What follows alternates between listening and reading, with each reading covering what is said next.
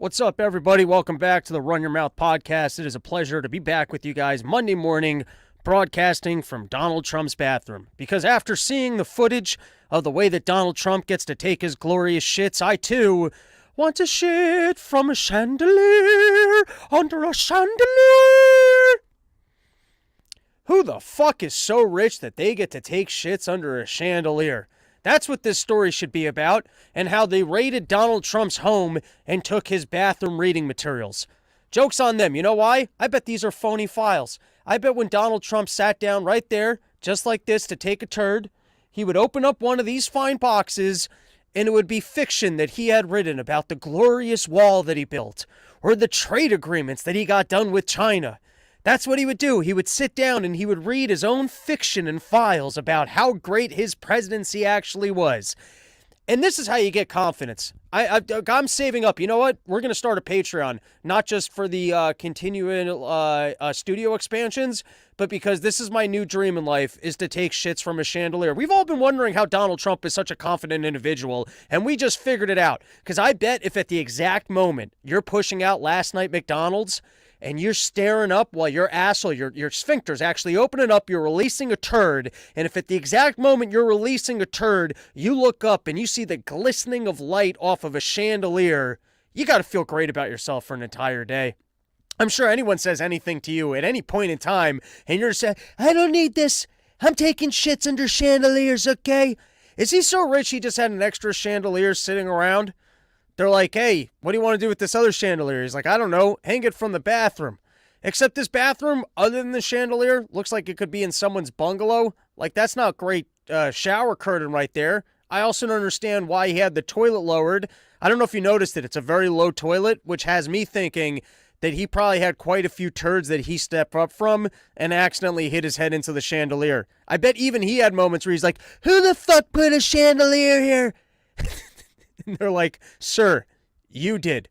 You very specifically told us you wanted a chandelier in the bathroom. Well, then, can you lower the toilet? I'm going to need a lower toilet if I'm going to be shitting under chandeliers. And so here you go.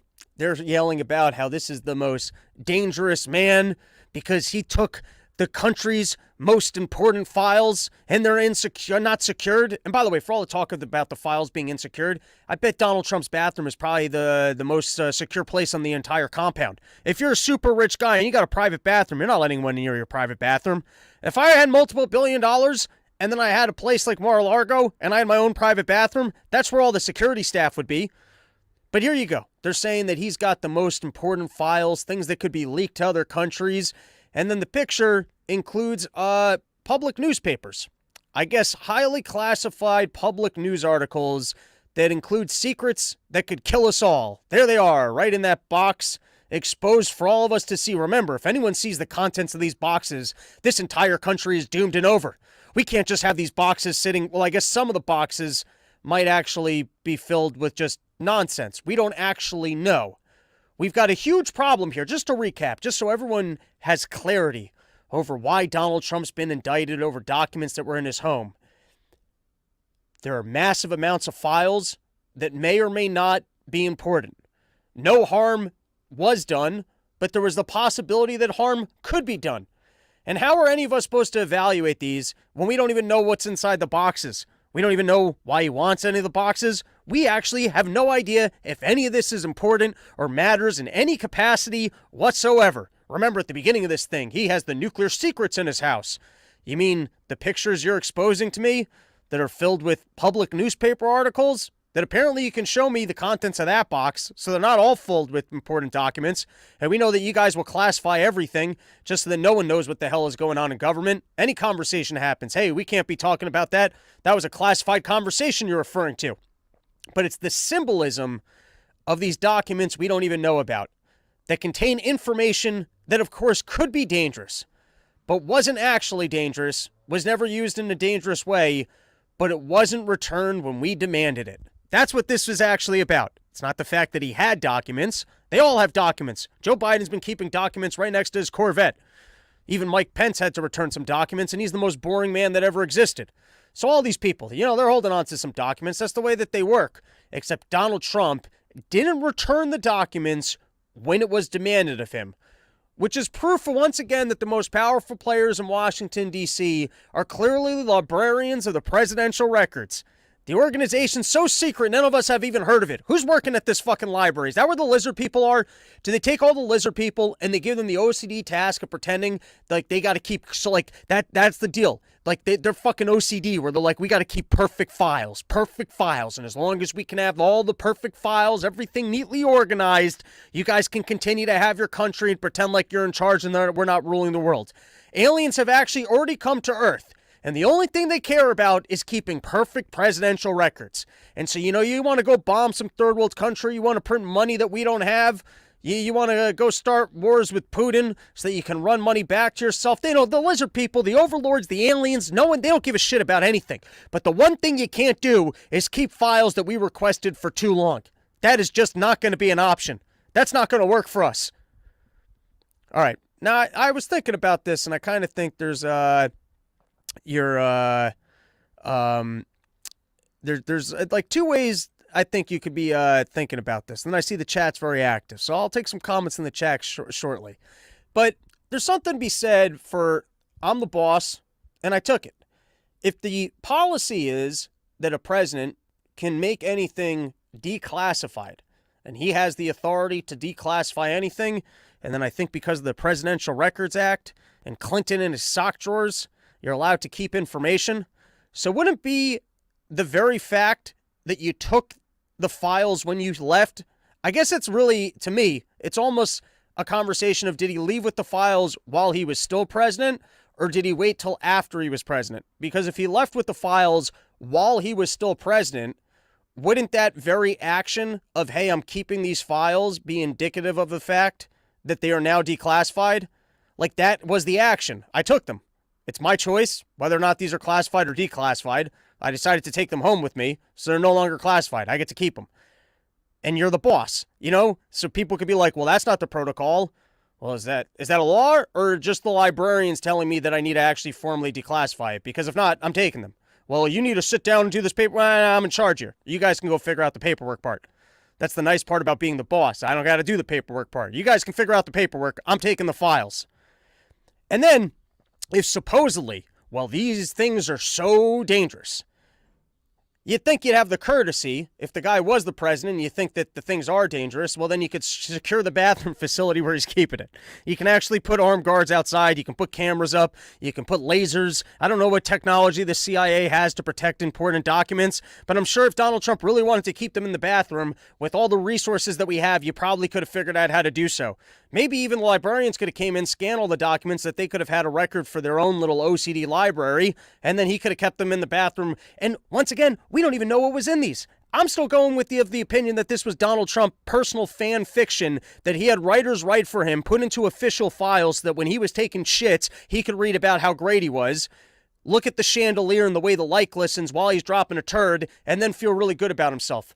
I mean, we're out here trying to solve the mystery of Donald Trump and how he has the confidence that he has, and I think that this is the best theory that anyone's put forward, other than the fact that he might be spending most of his day in the bathroom snorting Sudafed. Maybe he's keeping the Sudafed in these boxes, or maybe this is the recipe for the secret Donald Trump Sudafed.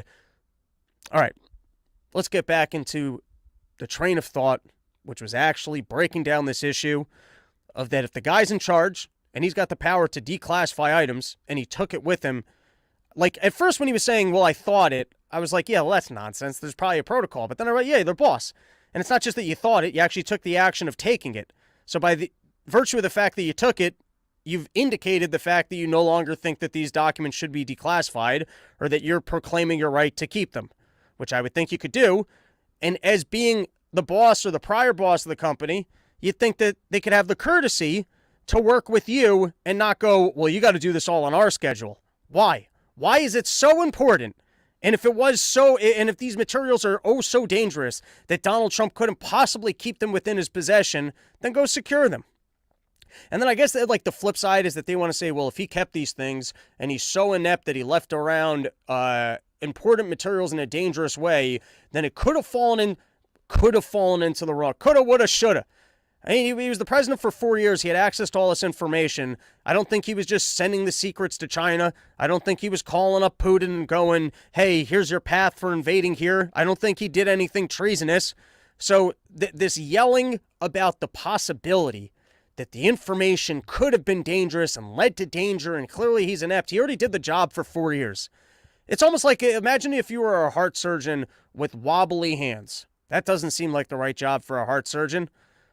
I would still probably take you off the job. Maybe that's a bad example, because I was going to say if the guy keeps on getting away with surgery, I don't know, maybe if he had the best surgical track record of all times, he'd be like, yeah, I don't understand how when he gets into surgery he's able to focus and he's got perfect hands, but he's got a 4-year track record of doing this perfectly. So I guess it's not a risk. Maybe not the worst example. All right, moving on. Well, actually, yeah, let's move on, and then we could take some comments, because I got more on this. So this is from the news. This is the actual leftist media addressing why it is that we need to be so concerned with Donald Trump and the Donald Trump documents. Let's give it a listen. And that's the critical distinction here between Mr. Trump and former Vice President Pence, President Biden, Secretary Clinton, is that there was no evidence that they willfully concealed material that was national defense information and that they attempted to obstruct the efforts by the National Archives and the Department of Justice to retrieve that information. So there you are. It's just bitching Donald Trump out. It's not the fact that he had it, it's that he didn't return it on the government's schedule. And if there's ever been a crime that a prior president needs to be convicted of, it's not returning documents to the OCD lizard librarians so that they could file it at the exact time that they wanted to file it. Once again, everyone's had documents, just Donald Trump, the guy who was in charge and was voted in, doesn't have the courtesy of not returning documents at a proper schedule. This is how much I guess, hey, listen, it goes all the way to the top, that if the government has paperwork and they want you to file it at a particular time, there's no fucking around here. There's no wiggle room. Even Donald Trump will go, when you get yelled at the DMV, hey, I'm in the wrong line, you're holding the wrong piece of paper, hey, you didn't send in that tax form, you didn't send in this, it goes all the way to the top. If the government tells you that paperwork's got to be processed at a particular time, even a guy like Donald Trump could be going to jail for such a thing. All right, what else I got? And then we had the prosecutor, the person who's been assigned to the case, a very serious man. I mean, you want to talk an actor walking out there, had to get into his focus and going, I'm going to show the world just how serious me and my team are. And so here he is. He's talking about that even when it comes to returning paperwork to the United States government on the particular schedule that they want their paperwork back, no one's above the law. Let's give it a listen.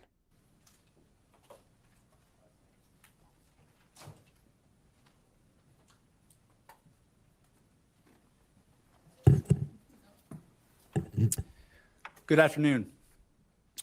Today, an indictment was unsealed, charging Donald J. Trump with felony violations of our national security laws, as well as participating in a conspiracy to obstruct justice. This indictment was voted by a grand jury of citizens in the Southern District of Florida, and I invite everyone to read it in full to understand the scope and the gravity of the crimes charged. The men and women of the United States intelligence community and our armed forces dedicate their lives to protecting our nation and its people. Our laws that protect national defense information are critical to the safety and security of the United States, and they must be enforced. Violations of those laws put our country at risk. Adherence to the rule of law is a bedrock principle of the Department of Justice, and our nation's commitment to the rule of law sets an example for the world. We have one set of laws in this country, and they apply to everyone. Applying those laws, collecting facts, that's what determines the outcome of an investigation. Nothing more and nothing less. I want to pause there. Nothing more, nothing less than the deciding, but you guys being assigned to this. That's the corruption right there. It's like him being like, hey, I'm just a pit bull that was released, and so when I bite someone, that's what a pit bull does. Or kind of like a guy they're torturing someone, like you're the torturer, and he goes, well, it's fairly an equal torture once I'm appointed to torture somebody. Like me, I'm just the torture guy. So if you put someone in front of me, I just fairly apply the torture tactics to whoever you put in front of me. Yeah, but why are you torturing this guy? So why were you assigned to this? In other words, he's here, and we're the best prosecutors that America has. We're serious men, and we take everything extremely seriously. All right, well then why were you assigned to take this one seriously? We get it. You're just a cog in the machine. You're just the serious prosecutor machine that comes in and you fucking digest the information and you give people a hard time because it's your job to give people a hard time. And once you get assigned to something, well, the point is, once you're assigned to them, that's the corruption, is that you get assigned to any particular thing. And then, yes, I guess from there, you guys go, it's like the random of an audit. I guess once you're being audited by the IRS, yeah, they're just going through the process of being very scrupulous about every single one of your payments. But if Joe Biden calls up the IRS and says, hey, you have to go audit this individual, well, then that's the corruption because they chose to audit you instead of anyone else. Yes, once the audit process starts, it could be that you can fairly apply the audit process to any given individual. And yes, there could be an advanced degree of corruption if for some reason the auditors are more strict with you than they are with somebody else. But the very decision to audit one person instead of another person, unless it's completely random or actually flagged by, that you were deducting everything, that's where the corruption is. So in this case, when of all the crimes that a president has ever committed, you're deciding to go after a person for the crime that they didn't return documents on your schedule, yes, that is corruption. And all this claims of, well, the danger that he could have, well, the entire time as president, he had access to all this information. He did nothing dangerous. Well, it could have been dangerous. Well, it sat there for 3 years. Do you have any proof that anything happened? I would understand if you could say that there was negligence, that someone actually walked into the facility and walked out with the documents. And so Donald Trump is actually responsible for the following problems that we have. Yeah, you got a bit of a claim that there was negligence, but you got a level relief, like you're a level away from negligence now. It's like, imagine if in Jurassic Park, I was the guy and I turned off the electricity on the fence, and then the dinosaurs never tested the fence, and then we discovered it and we turned it back on and no dinosaurs left. Yeah, I guess you would fire me for the negligence, but there was no, like, you got away with it, so there isn't actually a problem there. And it's lucky. Imagine if you actually correct it yourself, where you go, listen, oh my God, I leaned down the fence thing, and then you turn it back on. You wouldn't go rat yourself out. It's no harm, no foul. No one knows that the thing was down, and now you got the electricity back. So the point I'm trying to make is specific for Donald Trump here. I don't think they're even claiming that any harm was done. They're claiming that there was a possibility of harm because of Donald Trump's access to these documents, which he also had access to prior to him being president. And then the government would have some complicity in this if they knew that these documents were inherently dangerous to be sitting in an unsecure facility, and then they waited 2 years before they came to grab them. So I just bring it back to the point that of all the things we're ever prosecuting someone for, in this case, it is that he did not return documents on the government schedule. And here you got the prosecutor showing up, basically being an actor, going, no, I got a serious team, and we're taking this more seriously than anyone's ever taken anything. And it's only equal distribution of the law, except that you weren't selected for Hillary Clinton. To go after the email server that James Comey said was reckless. You're not investigating Clinton's sock drawer. All right, let's listen to a little bit more of this. The prosecutors in my office are among the most talented and experienced in the Department Really? And so why were you guys selected for this one? of Justice. They have investigated this case hewing to the highest ethical standards, and they will continue to do so as this case proceeds. It's very important for me to note that the defendants in this case must be presumed innocent until proven guilty beyond a reasonable doubt in a court of law. To that end, my office will seek a speedy trial in this matter, consistent with the public interest and the rights of the accused. Consistent with the public interest, you mean half the country that might prefer to vote for Donald Trump? So this is in the public interest. We very much look forward to presenting our case to a jury of citizens in the Southern District of Florida. In conclusion, I would like to thank the dedicated public servants of the Federal Bureau of Investigation. All right, it's enough of this. Now he's boring me. All of his seriousness, the guy's boring me. All right, Donald Trump, the Presidential Records Act, and Clinton's sock drawer defense. And you know the reason why Clinton made it the sock drawer defense is because you don't want to look through Clinton's sock drawer. Oh, my God, there's some disgusting things. Cigar tubes that have been up and who knows what. Oh, my God, you probably got Hillary Clinton's sperm all over everything. I bet Hillary Clinton jerks off into Bill's socks, puts them in the drawer, and he likes to wear them. I bet that's probably the way that works. And that's the reason why he's using cigar tubes and interns is he actually has the vagina in the relationship. And we all know this. We all know this. That's what paved the way for Michael Obama to finally become president while, cucking out Barack Obama. All right. Did I have a point on that? I don't think so. Maybe just that dumb joke. All right, what else we got? The most damaging is the audio tape that is transcribed in the indictment. On the tape, Trump tells two individuals interviewing him for a book that he has a classified Department of Defense document regarding an attack on Iran. Trump admits that it is secret, and as president, I could have declassified, but now I can't. All right, do we actually have this tape? Because Donald Trump does say dumb shit. Is he just lying to be cool? I mean, did he even have those documents? Do the prosecutors have that documents now? Or did he just hold up some random folder and go, look at how cool I am. I've got the secret plans to invade Iran. I can't show it to you. It's super secret, but it's right here. Because just in case you forgot that I was president and super important, I do have this folder here. And now here's the last thing that I want to showcase to you guys on this is you've got Bill Barr. And I could have scripted this. I saw it coming from a mile away. I think the machine has played a losing hand here where they absolutely are pot committed to not letting Donald Trump become president. They can't let it happen.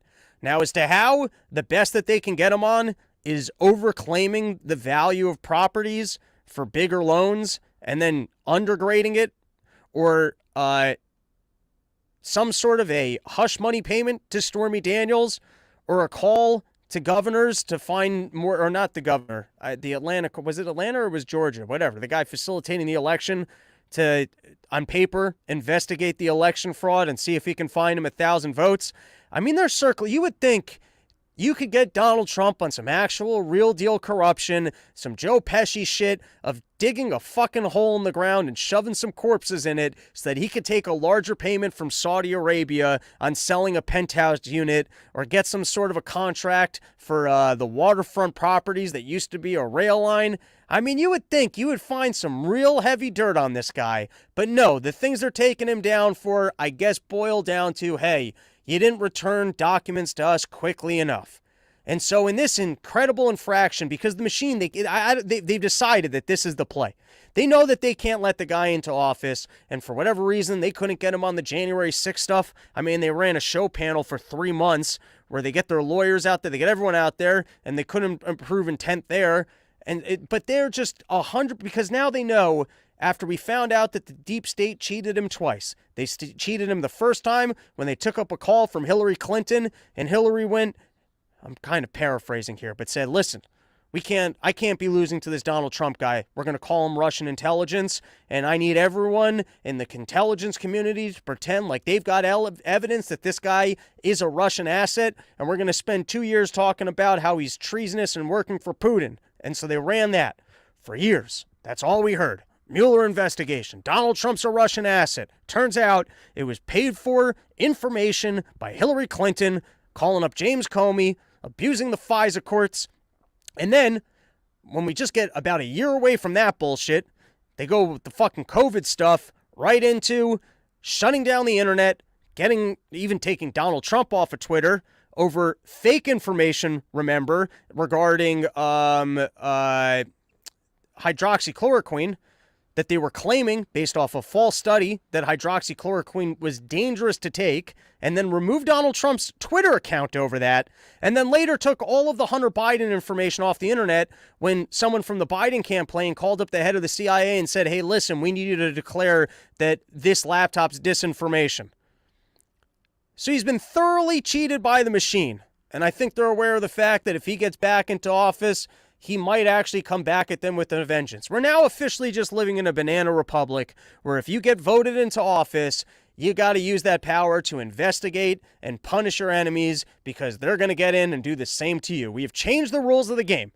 And guess who changed it? The Democrats. The Democrats and the deep state and everything that they've done to Donald Trump, they've decided we can't have democracy because if we have democracy and people vote for things that don't include us going to war in the Ukraine, then we don't really have a democracy. Remember, freedom of choice is only freedom with the restrictions that you can't leave your house and go work the job that you like to work because that would be dangerous. And so the only way that you can have freedom is if we can actually keep you in your house to make sure that's the only way that freedom works. We only have democracy if you can't choose candidates that won't pick war. That wouldn't be a democracy. So it seems like they're all hands on deck in terms of making sure that Donald Trump does not get back into office because they really overplayed their hands. And who knows, Donald Trump might just get into office, take a glory lap, fly around the world, shake hands with people, pretend like he's going to force trade agreements, not build a wall, and just enjoy being president for another 4 years and going, hey, look, I'm a winner. That might be all he does. Or he might actually get back at all these people that did him pretty dirty. And I could have written this script. I saw it coming, but we can listen to it first and I'll break it down. Here's Bill Barr commenting on this horrible crime that Trump did, this reckless behavior. The reason the guy who was in charge and had access to all these documents can't have these documents. And what proves to be true, but I do think that even half what Andy McCarthy said, which is if even half of it is true, then he's toast. I mean, it's a very detailed indictment, and it's very, very damning. And this idea of presenting Trump as a victim here, a victim of a witch hunt, is ridiculous. Yes, he's been a victim in the past. Yes, his adversaries have obsessively pursued him with phony claims, and I've been at his side defending against them when he is a victim. But this is much different. He's not a victim here. He was totally wrong that he had the right to have those documents. Those documents are among the most sensitive secrets that the country has. They have. Even I, the guy who defended him in the past, look at this incident where he didn't return supposedly incredibly dangerous documents that we didn't retrieve earlier, even though they would have ended the country if someone had had them, and they can't be in Donald Trump's hands, even though he was president and had access to all of them, and he's got the power to declassify them, and by the nature of the fact that he actually just took them, they should be declassified. But the fact that he didn't return these documents to us exactly when we said he had to is an infraction so bad that even I can't side with him. A member of the deep state who got a call and said, hey, it's finally time for you to play your part in this thing because we can't have him come back. To be in the custody of the archivist. He had no right to maintain the archivist. Oh my God. If the archivist didn't have these documents. Oh, we all know how important it is for the archivist to be able to archive these documents. I don't know. It almost sounds like there's a I don't know. It's like Star Trek. And there's an engine to government. And the engine of government actually is what keeps the world revolving around the sun. And unless the archives are kept properly, then the engine will slow down and it might actually get to a point where the earth stops revolving around the sun and then we just dissipate and die. This is the most important thing that's ever happened. We don't understand the real fabric of our reality. And the fabric of our reality is that we put on this television show called the United States government, and if it's not properly filed, the records that were kept with the archivist, the whole thing is going to go away. And Donald Trump was briefed on this. He understands the way the algorithm really works. Them and retain them, and he kept them in a way at Mar-a-Lago that anyone who really cares about national security their stomach would churn at it. And if you cared about national security and you were aware of that and the documents were actually dangerous, why'd you take 2 years to get them? And why couldn't you extend resources to help protect the documents? All seems to make sense to me. All right, anything left on this particular topic? No, but before we move on, let's take a moment to thank one of our sponsors, YoKratom.com, home of the $60 kilo, only place in the entire world you can get an entire kilo of kratom for just $60. So if you've got boxes like this in your bathroom, good reading material, you like sitting down, relaxing under chandeliers, if you want to start saving up right now so that one day you can take gigantic, juicy, shits underneath the chandelier? You want to stay up late at night eating mayonnaise and rice and just taking the most glorious of shits underneath the chandelier? Donald Trump's secret for confidence and success right there. You got to start saving money. And you know how you start saving money? By going to YoKratom.com, the only place in the entire world you can get an entire kilo of kratom for just $60. And if you're fans of the marijuanas over the age of 21 living in states that are illegal, you can go to the sister website, YoDelta.com, and you can get yourself all sorts of gummies. Promo code RYM, you get yourself 20% off. You get all your getting high supplies you need for an entire summer. You get to go shopping, vape pens. I like the watermelon slices. I keep them in the freezer, and I just take a little bit of nibbles. All right, everybody, I hope you like, we're officially, I bought a replica set. It's not a green screen. I bought a replica set of Donald Trump's bathroom. I spent my entire life savings on that chandelier right there. I'll be getting a toilet installed later because I will be taking shits underneath this this chandelier. That is my life goal. But studio improvements, it's not going to happen all at once. But just slowly but surely. I ordered some new supplies. I got an entirely new vision. For the people that listen to the show, which is actually the majority of the audience, just keep listening to the show, and you can keep listening to me talk about visual changes that you guys don't care about. But for those of you out there who are watching the show, we got some big changes coming, some exciting things, some new parts coming, and slowly but surely, at some point you're going to turn around and you'll go, my God, not only is Rob right about everything, not only does he give us advance warning and breakdowns of the world's biggest problems, but this thing is actually more professional looking than even the people over at CNN. All right, I don't know if you guys saw, but apparently, because I am going to be covering more of like the soft news stuff that I managed to waste time and just like click on for no reason. I'm going to do entire segments on things that are now circling around in my head that I don't need to hear about. Like, I don't know if you guys know this, but Kelly Ripa, when she gets smashed out by her hot boyfriend, who both look way too young. I mean, where's the investigative journalism on why Kelly Ripa and her husband are still super hot? But apparently he'll start talking to her in Spanish, and that's considered a kink. Do I need to know that information? No, but I hope that that takes up room in your brain too. I hope you also now just sit in your car, you're spacing out, you're trying to think of your jokes, and now for some reason you're just thinking about Kelly Ripa being smashed out by her husband talking in Spanish and why that information needed to be reported to you. I hope that that also swirls around in your brains. That's what I'm going to do. I'm going to pay it forward. It's like when a song's stuck in your head and you got to get it stuck in somebody else's head. When I read stupid bullshit while I'm trying to actually read actual information, I'm going to collect that stupid bullshit and I'm going to insert it into your brain so you're stuck with it too. That's what's going to happen. But anyways, it's rumored that Dylan Mulvaney's now dating Tony the Tiger because, they're both into poisoning kids. You get it? But Tony had this to say about her fake tits. There, not there. I don't get it. She's doing all this surgery. Why can't she at least get herself some big old titties? And from this angle, I'm talking specifically this angle. Don't look at any other angles. Don't look at Dylan Mulvaney talking. But from this specific angle that they shot her at with Tony the Tiger, women are sitting around going, why can't I get that CIA look pretty money? And talk about unrealistic beauty standards. Think about all the suicidal trans girls out there who are thinking to themselves, well, I can never achieve this without a CIA budget and TikTok to go look really pretty and encourage other people to do this.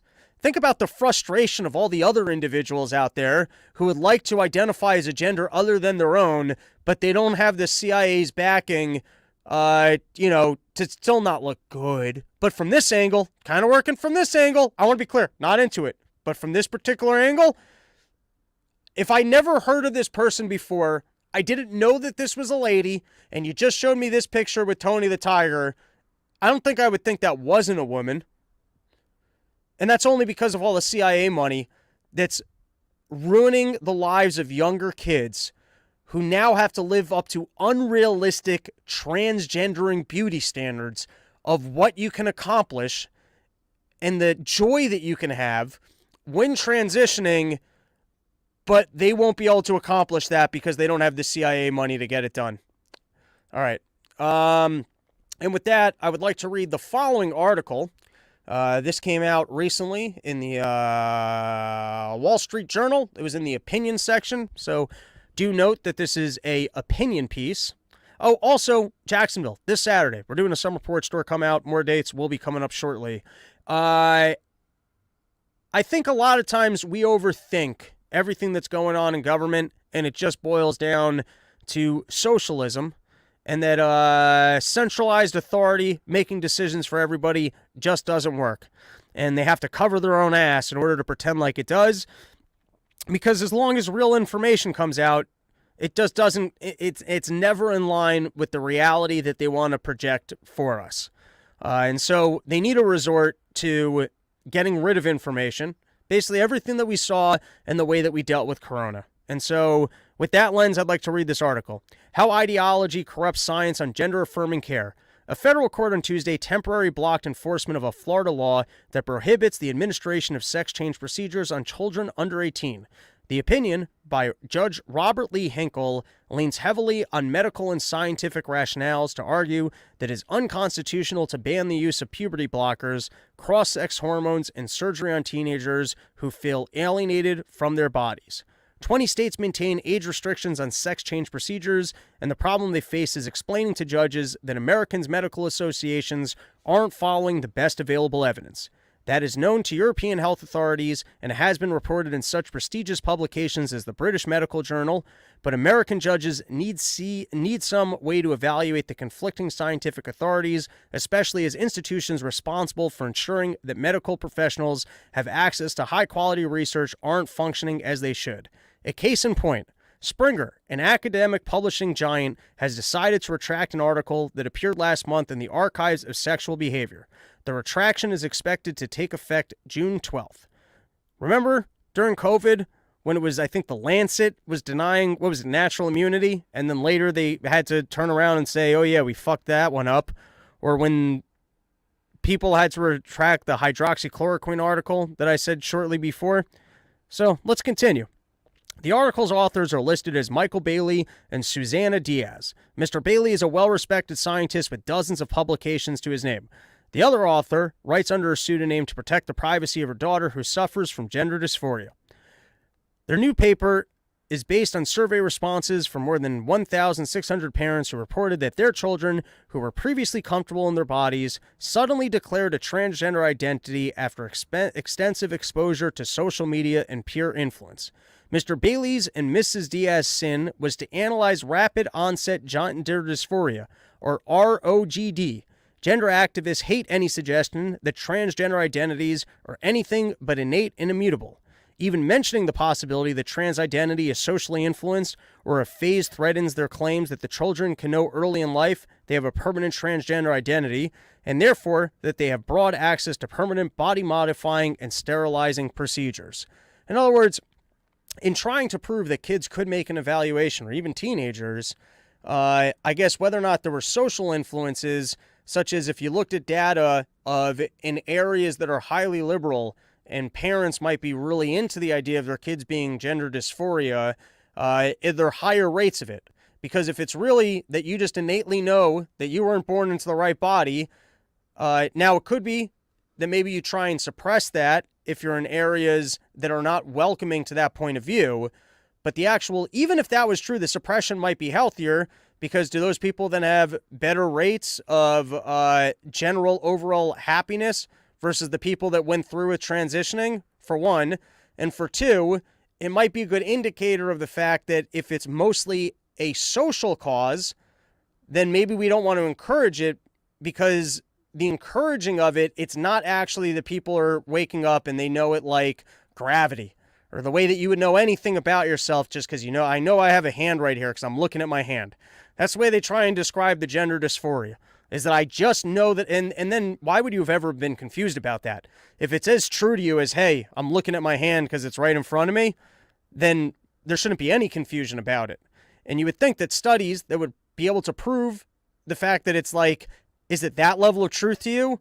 Like, what exactly is the confusion, or why do you have to be led to the decision? Especially if you consider the fact that we know that people have had false memories instilled in them by psychologists, because they basically said, oh, you've got all the symptoms of trauma. There must have been a molestation in your childhood, and they keep bringing it up. And then people start going, oh yeah, I must have blacked out an incident of trauma, and it never happened. The psychologist actually convinced him of it.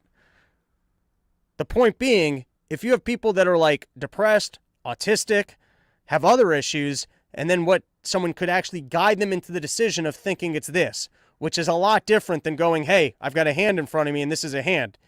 That's a lot different than kids just coming forward and going, oh, I actually, like, if you just have a general discomfort and someone needs to walk you through the decision of, oh, well, do you think that the discomfort might be because you were actually supposed to be a boy? That's already a problem. That's not, hey, I'm looking at my hand and there's a hand here. It should be an overwhelming, if this was true, there should be an overwhelming phenomena and evidence of people actually coming forward completely independent of any social influence or people walking them through the decision with checklists. Oh, do you sometimes like boy things more than girl things? Do you sometimes feel uncomfortable? Have you sometimes imagined what it would be like if you were the other gender? Oh, you must be the wrong. That's walking someone through the decision. That's a lot different than, oh, look, I'm looking at my hand. I have a hand here. And that's the way that they try and pretend like this is, oh, I actually knew from, well then, if you just knew it for fact, if you knew it as an absolute truth about yourself and your identity, then why is there higher rates of it in areas where they're where it's not just socially acceptable, but cherished?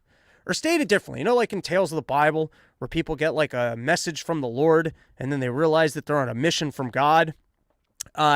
So if you knew in your heart of hearts that you were the wrong gender, like you knew that as an absolute, I got a hand in front of me and I'm looking at my hand. You knew that as an absolute. Do you think if you lived in conservative areas, you wouldn't migrate to the other areas because you knew that that was your truth in your hearts of hearts? All right. That entire tangent aside, take that tangent and shelve it and put it to the side because we're going to go back to this article. And the point of this article is that even as research would come out that might suggest that this trans ideology is not helping to kids, this article is suggesting that they're suppressing that information. Let's continue. Within days of publication, a group of activists wrote a public letter condemning the article and calling for the termination of the journal's editor. Once again, scientific research. If the wrong scientific research comes out, then us, having not conducted the study, we have to condemn that. Can you imagine? I mean, I don't understand physics or the theory of relativity, but can you imagine if people were offended by that and then wrote a letter and said, well, that discovery makes us feel, well, that's the evidence. That's what came out. I don't know if it's like if you had a leech business and then evidence came out that leeches were actually harmful, would you be able to write a letter to the people that wrote the harmful leech study? Oh, well, that's offensive to our very religious practice of leeches. Well, then good. That's called human evolution, is that we make scientific discoveries, and then we take the evidence and we go, I'm sorry that that's bad for your business or what you thought your point of view was, but we have actual science here that disproves it. So we're not going to just retract that information. All right, within days of publication, a group of activists wrote a public letter condemning the article and calling for the termination of the journal's editor. Among the letter's signatories is Marcy Bowers, a prominent genital surgeon and president of the World Professional Association for Transgender Health and Advocacy organization that promotes sex change for minors. Nearly 2,000 researchers and academics signed a counter letter in support of the article. Springer nonetheless decided to retract the paper without disciplining its editor. Springer initially asserted that the study needed approval from an institutional review board, but it's quickly abandoned that rationale, which was false. The publisher now maintains that the retraction is due to improper participant consent. While the respondents consented to the publication of the survey results, Springer insists they didn't specifically agree to publication in a scholarly or peer-reviewed journal. That's a strange and retrospective requirement, especially considered that Springer and other major publishers have published thousands of survey papers without this type of consent. Anyone familiar with this controversy over transgender medicine knows what is going on. Activists put pressure on Springer to retract an article with conclusions they didn't like, and Springer caved in. We've become accustomed to seeing these capitulations in academia, media, and the corporate world, but it is especially disturbing to see in a respected medical journal. Rather than appreciate the long-term risk to itself and the scientific community from doing the bidding of activists, Springer has instead agreed to evaluate and track all survey papers that lack the newly required consent.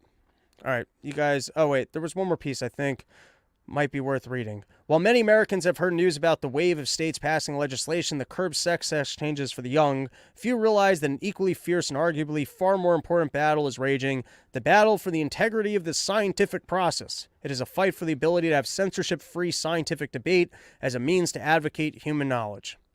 All right, next story, but before we do, let's take a moment from our other sponsor, sheathunderwear.com. Promo code RYM, you get yourself 20% off the greatest underwear that's ever graced the balls of man. If you walking around sweaty nuts, not enjoying your summer, you got to get yourself some sheathunderwear.com. I swear by it. I wear it nearly every day.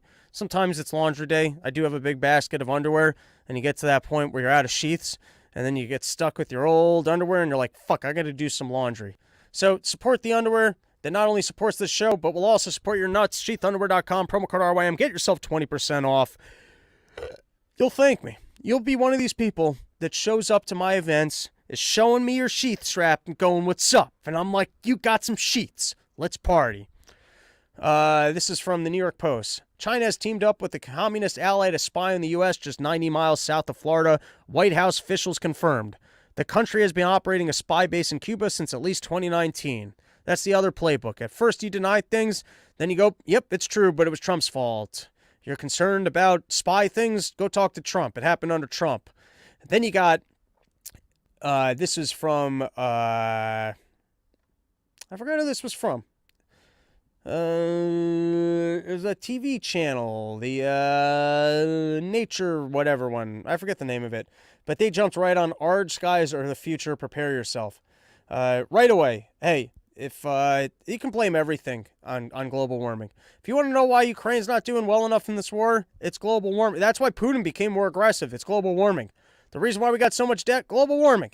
Anything ever happens, doesn't matter if Trudeau's out there setting trees on fire. It was global warming. All right. I don't know when this is from. I don't know.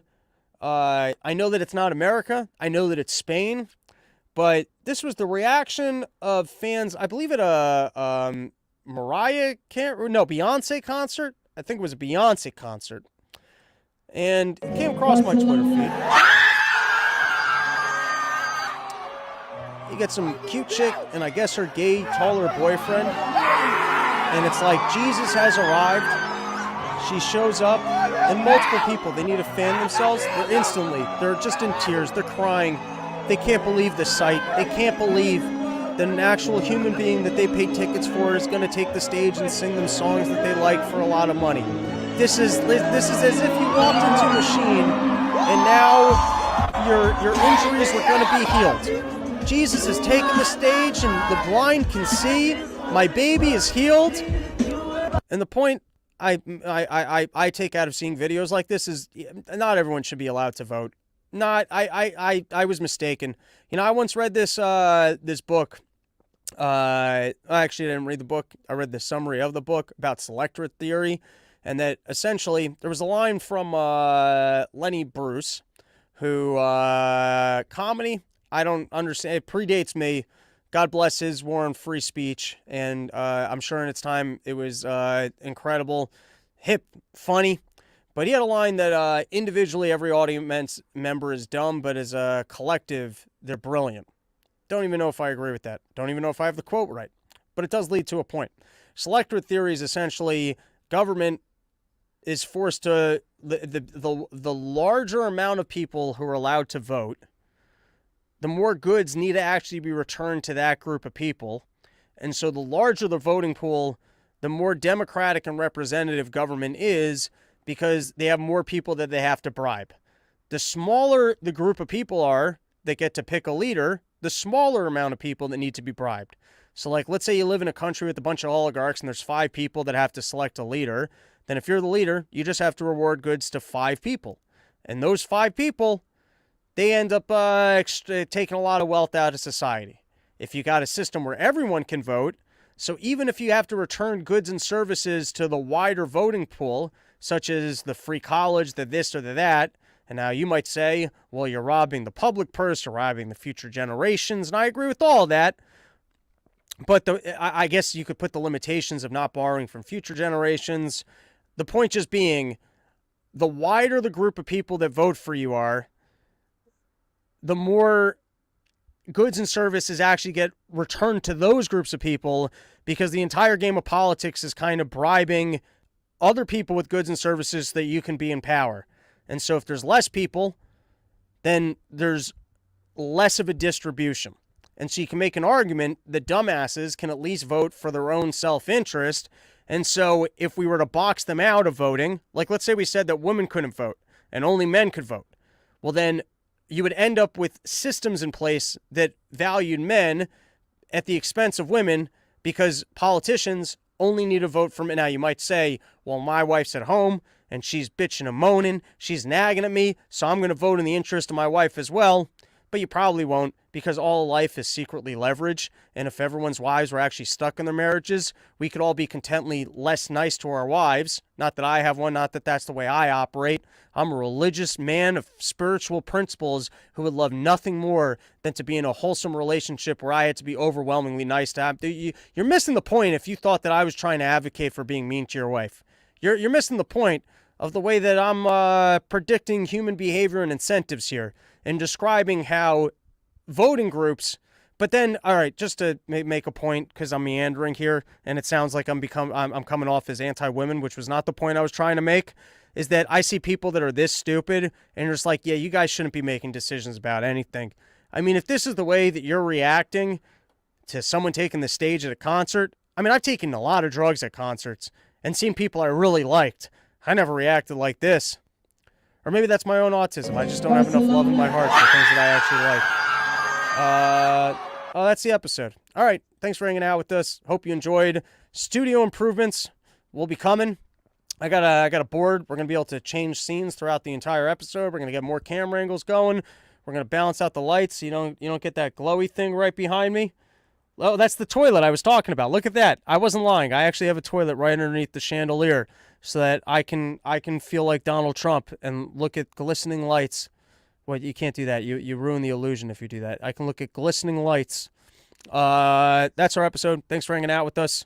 This Saturday, Jacksonville. Come out. Summer Porch Tour. Hop a flight. It's easy to commute to Jacksonville, wherever the fuck you are. It's the grand opening of Summer Porch Tour. What else is going on? More dates probably coming out later this afternoon. Feeling good. Moved 6 tickets for Jacksonville. So things are coming up in the world. There's no reason to hesitate on buying flights and traveling the country to throw parties from people's backyards. No, dude. Porch Tour, baby. We've done 100 people in backyards. I think the record might be 110, 130. And more dates coming soon. So come hang out. And that's the episode. We're done here. Thank you for hanging out.